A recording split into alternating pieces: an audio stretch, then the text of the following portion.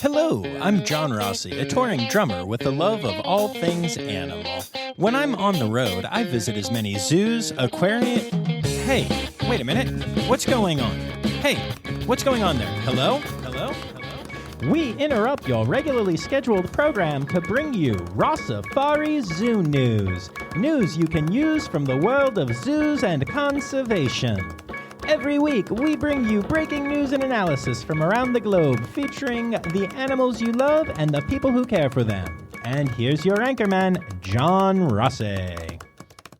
Hello, hi, hello, and welcome back to another exciting episode of Rossifari Zoo News. Y'all know how this works by now. You send me articles, and I also sometimes look up some of my own, and then I regurgitate them back to you in my own words, much like a mother bird feeding her brood. Okay, that was kind of gross, but hey, I stand by it. Y'all, I have to tell you, I am having some amazing adventures this week that I'm going to be bringing to y'all, obviously, in future episodes of the podcast. And this has just been a very good week for birds. Okay. I like to not talk about, episodes that are upcoming too much. But since we've already posted some stuff from these places on Instagram and some of the places have posted their own thing, I guess I can share a little bit. So, interestingly, on Sunday, before my last shows of the week, I decided to do a Zoom interview with a keeper from Zoo Knoxville who's a fan and had reached out. So that one's in the books and it's awesome. And I'm not sure where it's going to fit in because I don't know if you know this or not, but Knoxville isn't in California. But I'm really excited to share some really cool information and a really just wonderful person with all of you. Then on Monday, I went to California's own Gibbon Conservation Center. They conserve gibbons, and they have them there, and it's amazing, and their long arms are flopping everywhere. And I know that most of you have just listened to an episode earlier this week from the Akron Zoo, where you heard about first-time mom Parker having a new baby. Well, guess what, y'all? Parker went to the Akron Zoo with one little delay on the way from the Gibbon Conservation Center in California. I actually got to see one of Parker's siblings, so that was really flippin' cool. And that was Monday. And then on Tuesday, I went to Avian Behavior International. If you don't know what that is, you need to look it up. Hillary Hankey is an incredibly respected and loved bird trainer. And she does all kinds of cool stuff, including free flying her birds in the California mountains. So we literally went and did the thing. I got to watch her. I mean, I didn't do anything. Hell, she barely did anything. It's the birds that do all the work. But her and her team took me to this cool rock, and birds just flew there, and they knew where to go, and they figured it out, and it was awesome, and it was beautiful, and holy crap, y'all. And then on Wednesday, the day I'm recording this, I went to America's Teaching Zoo. Now, you may remember an episode from there last year, but that was on Zoom. Now I have done the zoo, and I not only spoke to an incredible member of staff, but also to 3 second-year students there who shared their stories and their hopes for the future, and it's just so cool. There's so much neat perspective, and I got to meet some really cool animals there as well. So, y'all, I'm just telling you, this is an amazing week. Please note, these are supposed to be my days off that I'm doing all of this. I'm going to crash hard when I crash at the end of this little adventure. But I am just so excited about all of the cool California adventures I'm going to be bringing to you soon. So if you want to see little snippets of that stuff in advance and you want to see some cool pictures and videos and stuff from the other places that I am visiting and have visited and all that good stuff, make sure you're following along at Rossifari on Instagram, Facebook, and Twitter. Insta's really getting hot, though, because of how Reels work and everything. Insta's really where you want to be, not gonna lie. And then if you want to support the pod, you can go to patreon.com/Rossifari or check out our merch at rossifari.com. But that's enough of an ad for my own stuff. Here's an ad for some other stuff. Today's episode is brought to you by Daydreamer Studios. Do you have stories and expertise to share with the world? Have you ever thought about starting your own podcasts? There's no better time to start than now with the help of a trusted production partner. Daydreamer Studios is a full-service production company that takes all the stress off your plate. You can focus on creating engaging content while they focus on recording, editing, audio engineering, hosting, and publishing on 22 platforms. Log into the advanced remote system with one click, and the Daydreamer team will be on the other end, ready for you to record everything you have to say. Owned and operated by Daydreamer Network, Daydreamer Studios continues on the company's mission to empower storytellers of all kinds by making podcasting accessible to all. For more information and current promotions, visit daydreamernetwork.com/studios. All right, and without further ado, let's get to it. Well, it's 1 for the pandas, 2 for the bears, 3 for the monkeys. Now you should care. Now won't you listen to Zoo News? Oh, you could do anything, but why not listen to Zoo News? Well, it's a... Longleat, which is a zoo in England, has announced that they have had a new koala joey born. This is extra newsworthy because it is the first ever southern koala born in Europe. So awesome. Longleat, if you haven't checked them out online, is just a really impressive zoo. I can't wait to get back to Europe and go there at some point in life. But I'm not surprised that, they would be a zoo that would have an incredible breakthrough like this. So congrats to the entire team at Longleat for the amazing work. I hope your Joey thrives. And while we're on the subject of newly born animals at zoos, the Little Rock Zoo recently announced that they have a penguin hatchling that has been named Betty White. This is actually a complete coincidence. This has nothing to do with the legendary television star, comedian, and conservation icon who passed away recently. I'm kidding. Obviously, I'm kidding. And obviously, Betty White was a lot funnier than I am because I thought that was a good joke. But regardless, the Little Rock Zoo has named their most recent penguin after Betty White, which I think is adorable. And it was a voting thing. So I love that so many people are aware of her love of animals that they knew to vote for the name. So that's just special and cool.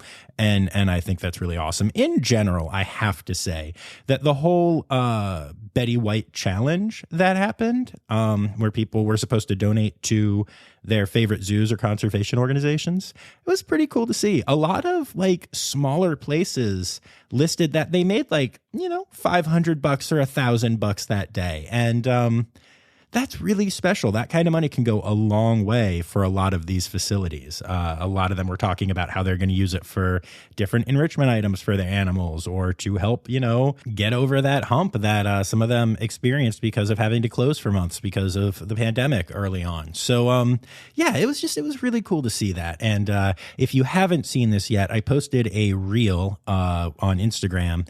I think on Facebook too. They're all connected now. I don't know. But anyway, that is the LA Zoo's tribute to Betty White and how anyone that goes there can participate. And I did. And it's really cool. Make sure you check that out. It's pretty special. Betty White was pretty special. And I think that name's going to keep popping up on this podcast from time to time as various institutions recognize her and do things to help remember her now that she is gone. The African Colloquian Institute in Senegal, West Africa, recently announced that they are going to be building a new sea turtle rescue center. As such, New England Aquarium has sent a bunch of sea turtle rescue and rehabilitation tanks to Senegal to be installed at the new center. All the way from Quincy, Massachusetts to Senegal, West Africa, these tanks are crossing halfway across the world to give new life to endangered sea turtles. I love it so much. This is actually going to be the first turtle rescue center in West Africa. And I love that New England Aquarium is a big part of it and a big reason why it will be successful. Can't wait for the center to start saving turtles. And hey, while we're in Massachusetts, let's talk about Zoo New England for a second. They have come up with a new idea. They have launched Zoo New England's Conservation Society. This is a membership that costs $75 for a year and gives you access to exclusive members-only conservation field days and site tours where the staff will meet you in the field for up-close encounters with rare wild species and habitats they're working to protect. Opportunities to participate in local conservation projects such as raising plants for local pollinators, creating native wildlife habitats, surveying New England biodiversity, and more. Invitations to attend lectures and events hosted by Zoo New England and partners in conservation locally and around the globe. Blog updates about conservation and wildlife in New England, video messages from the field conservation staff introducing members to the wild places and creatures they are working with, and newsletters with updates and information about the work you're supporting with your membership to the Conservation Society. Also, if you become a member of the Zoo New England Conservation Society, you can also get a discounted membership to the actual zoos, which, if you don't know this, Zoo New England is actually two zoos in the Boston area. It's the Franklin Park Zoo and the Stone Zoo, or as I like to call them, the Red Panda Zoo and the Snow Leopard Zoo. I used to call it the non-Red Panda Zoo, but that seemed negative, and they do have really amazing snow leopards. So anyway, I think this is a really, really cool way to tie together the local conservation work being done at Zoo New England to the actual citizens that are there. And furthermore, it's hard to fund those conservation efforts. This is such a cool way for people to be members of something other than just being a zoo member, which is also obviously amazing. I think this is really creative and a really great way for a zoo to connect people to their conservation work directly. I hope a lot more zoos follow suit with this idea. The Rosamond Gifford Zoo in Syracuse, New York, has announced that the first same-sex penguin foster parents have hatched a healthy chick and are doing well raising it. It's actually quite an adorable story. So back in the fall, Elmer and Lima built a nest. They constructed it, they defended it against potential danger, and they had no egg because they're both male. So the keepers, seeing how caring and diligent they were being with their nest, gave them a fake egg to watch over. And it turns out that Lima and Elmer did such a good job that in December, they were given an actual egg to be foster parents of. Sure enough, it hatched. And as I mentioned, they are doing really well with the baby. It actually is kind of interesting. In captivity, a lot of penguin pairs, same sex, not same sex, whatever, really do a bad job with eggs. A lot of times zoos will actually test them by giving them dummy eggs. And a lot of the penguins will sit next to it or fight with each other for a chance to keep the egg warm while the egg sits there not being warm. It's a whole thing. But Elmer and Lima did so well that they got to have a real egg, and crack, there it is, little baby penguin. On a kind of related note and kind of just goofy note, there was an early episode of Parks and Recreation where Leslie Knope decided to have a penguin wedding at the zoo, and only afterwards found out that it was two males that got married, and it was a whole controversy, and it's an amazing episode, and I highly recommend that you check it out. Okay, so this next story is going to bring down the tone a bit, but a woman at the Tashkent Zoo in Uzbekistan threw her 3-year-old daughter into a bear pit recently. All right, we'll be back after this quick break. Check out the new nature podcast that everyone is talking about, Birds of a Feather Talk Together. If you like Radiolab or Planet Earth, you'll love Birds of a Feather Talk Together. Escape from the daily grind into the world of birds. 2 experts and 2 amateurs talk about a different species every week. Recently, we talked about the osprey, burrowing owls, roadrunners, pigeons, giant hummingbirds, house wrens, sandhill cranes, and so many more. We have a lot of fun every week. Learn more about the incredible birds around you and some that you didn't know existed. Birds of a feather talk together. You're going to like these birds. I guarantee it.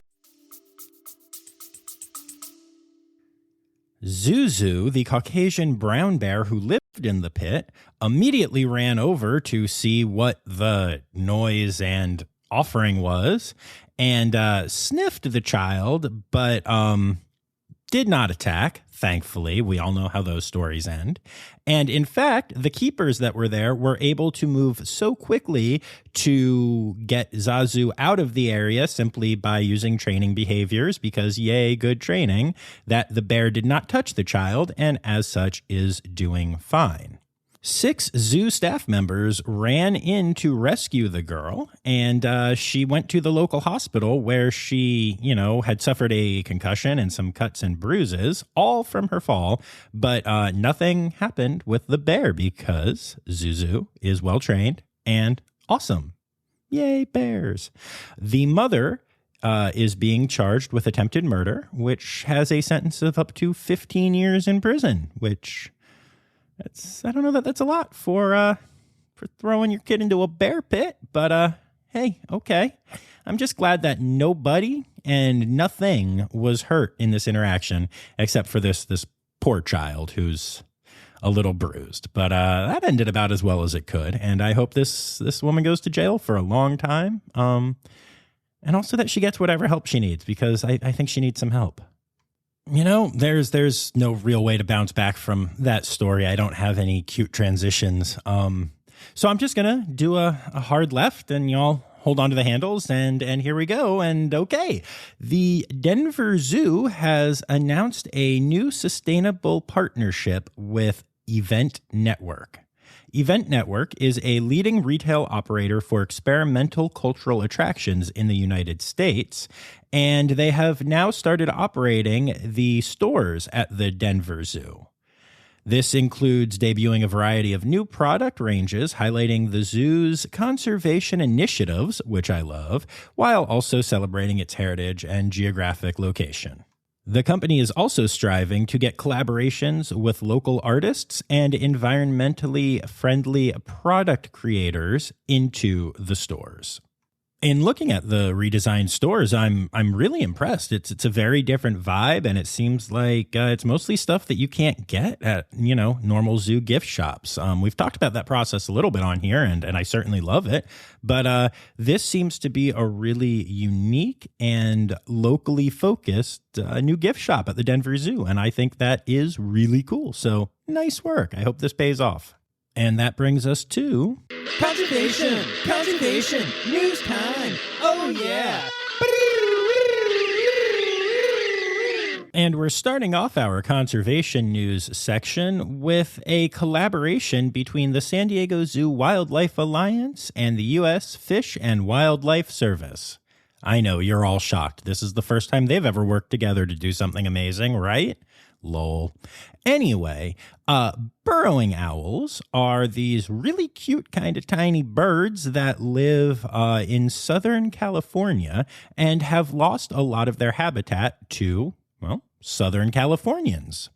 4 areas of land in Southern California were determined to be good areas to set up populations of these in protected areas, and as such, the owls were going to be moved there. But there was a slight problem.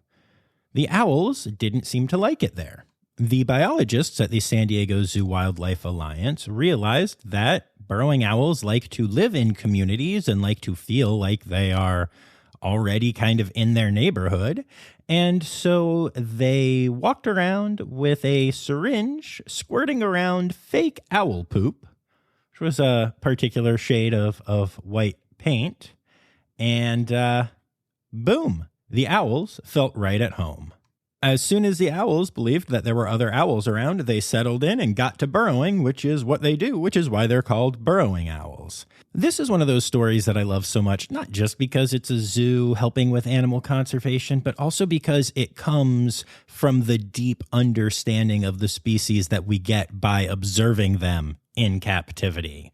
Most people would not have been like, oh, let's just spread some fake poop around and it'll probably be fine. But the San Diego Zoo Wildlife Alliance biologists did, because they're amazing.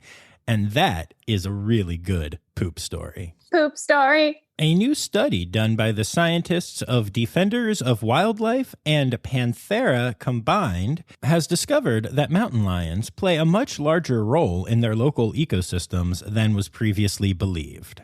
The study found that mountain lions, which are also known as pumas and all kinds of other things, they have a million names and it's awesome, interact with hundreds of species and play a direct role in balancing various habitats as ecological brokers across the Americas, according to the study. In fact, the study finds that mountain lions interact with almost 500 different species, which is believed to be more relationships than any other carnivore in the world, and is only maybe 100 less than the number of names that this species has.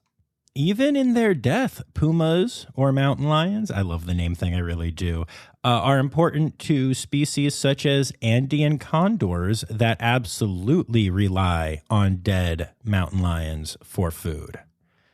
In North America, in the greater Yellowstone ecosystem, for example, 11% of local bird species, including some songbirds, feed on the kills that pumas leave behind. It's really amazing to see the impact these incredible animals have on so many species.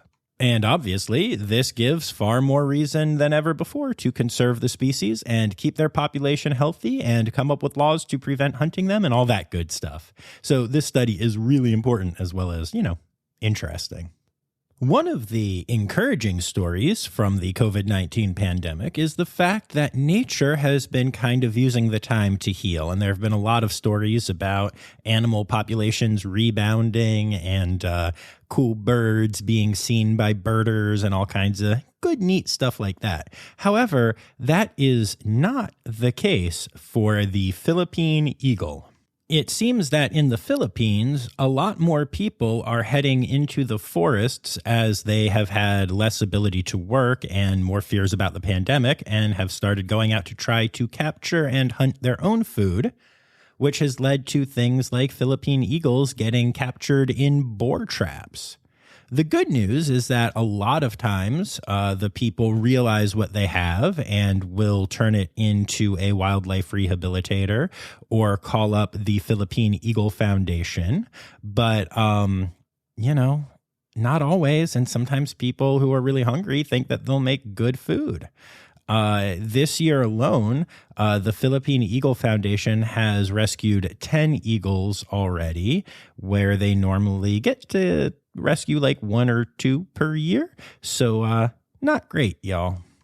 All of this is coupled with the fact that due to the pandemic, ecotourism has slowed way down, which means that a lot of the funding for forest guardian type people who will stop poachers from actively going after the birds has been cut. And so those jobs are being lost. So, it looks like we're going to need to do some extra work to help save the Philippine eagle during this trying time.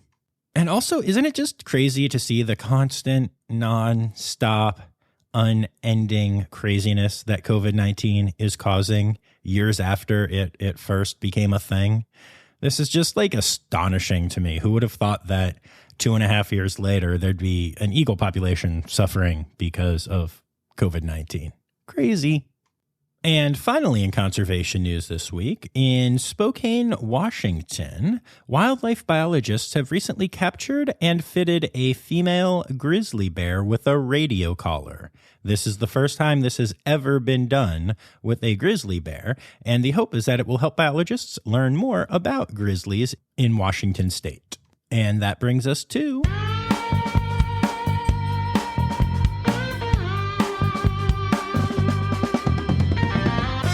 In other news, 2 new species of snails have been discovered in Vietnam and Laos, and both species are the size of a grain of sand, making them the tiniest known land snails on Earth.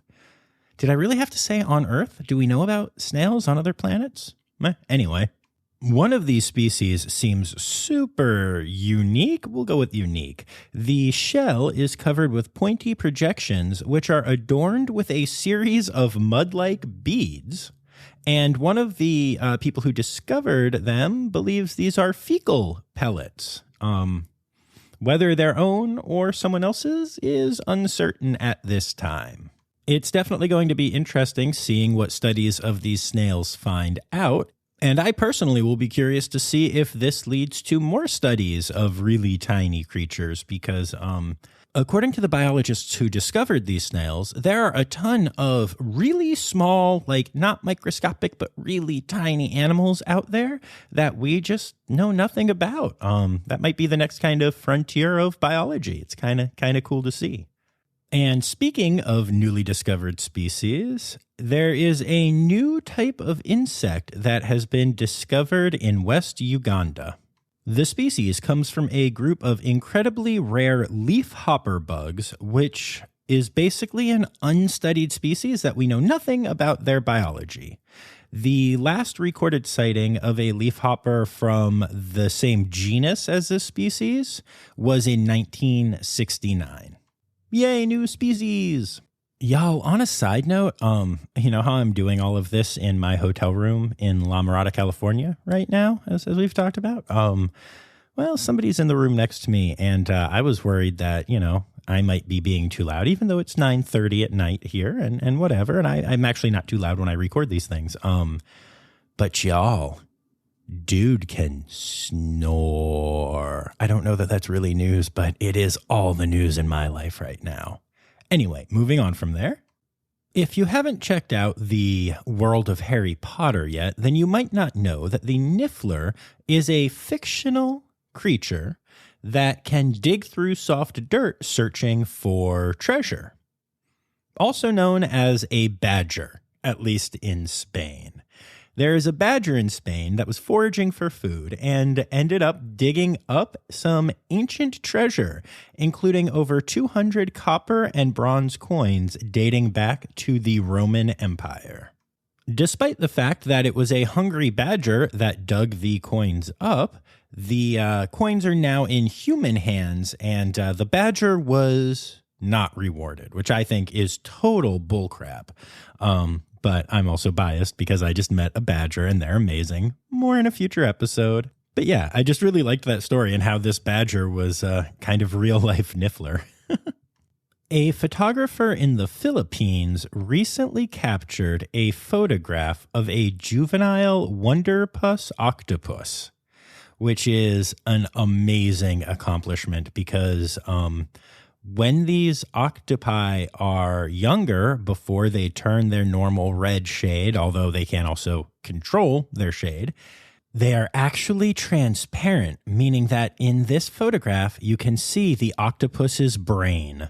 It's a really cool photo. I highly recommend you Google transparent octopus and check it out. It's amazing. And while we're on the subject of octopi, or octopuses, you can call them whatever you want, squid, lobsters, and crabs are now recognized as sentient beings under a new law passed in the United Kingdom. This decision covers all cephalopod mollusks as well as decapod crustaceans. And it is the result of recent scientific evidence that proves these animals have the capacity to experience pain or distress. Obviously, we know that octopi can do a lot more than that, but because they're invertebrates, a lot of times they don't get the same love and the same protections as vertebrates do. It's ridiculous, but it's true. But the UK has changed that now. While the current bill that names these as sentient creatures will not change any practices about how people consume things like lobsters and other stuff, It is based on a review that recommends against certain common commercial practices, including live boiling without stunning, transporting in icy water, using extreme and inhumane slaughter methods, and selling live crustaceans to untrained handlers. It'll be interesting to see if any of those suggestions get codified as well. And last but not least in other news, we go back to our WTF Pennsylvania segment from last week for an update. Remember that mysterious, unidentified animal that was taken to a wildlife rescue in Pennsylvania after a woman saved it from the winter cold and no one was really sure what it was? Well, it's been a week, and I'm sure that you are ready to find out what that animal was. So here we go. Oh, wait, I can't tell you because it has escaped from its wildlife rescue. Y'all, this is how weird zombie films start. I'm not okay with this. I'll keep you updated if we ever figure out what this animal is or if it's found again. But until then, I am using the scientific method to deduct that it is Bigfoot's dog. Bigfoot's dog, y'all. Animal, animal, animal holidays. Animal, animal, animal holidays.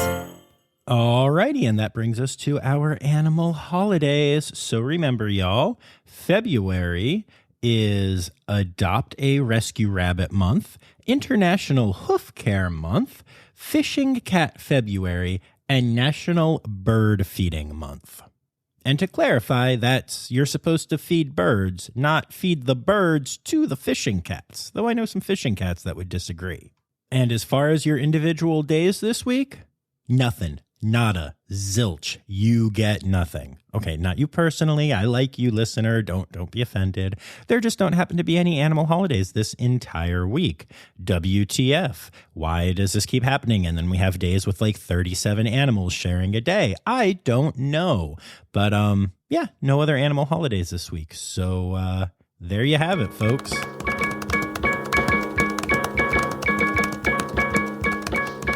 Yay, we did the thing. Welcome to the end of the show, y'all. I would like to say a special thank you to my Red Panda level patron, Laura Shank, and also to the people who contributed to this week's episode: Anya Keene, Colleen Lenahan, Kim Cooley, Crystal Chapman, Kristen Khalil, Liz Dunlevy, Hippie Ape on Instagram, and Taylor Gray. That's right, y'all. The dude who helps me with a lot of the music on here also sent me a story this week. How cool is that? It's pretty cool, John. Yeah, stop asking questions when you're the only person here. Okay, y'all, I am really overtired, and you can tell because I just did weird voices, and I never do weird, silly voices on my podcast. So I think it is time for me to go with a reminder that Newsy Credits Backwards is, in fact, Steiderk Yiswen. The Rossifari podcast is produced, hosted, and engineered by John Rossi. Editing and fact-checking by John and Dr. Zoe Vesley Gross. Our theme song is Sevens by Nathan Burke, performed by Nathan and John. Interrupting John theme and additional voices by Taylor Isaac Gray. You can reach John directly on Instagram and Facebook at Rossifari or by email at rossifaripod@gmail.com. Rossifari is part of the Daydreamer Media Network. Now, stop listening to me and go visit a zoo.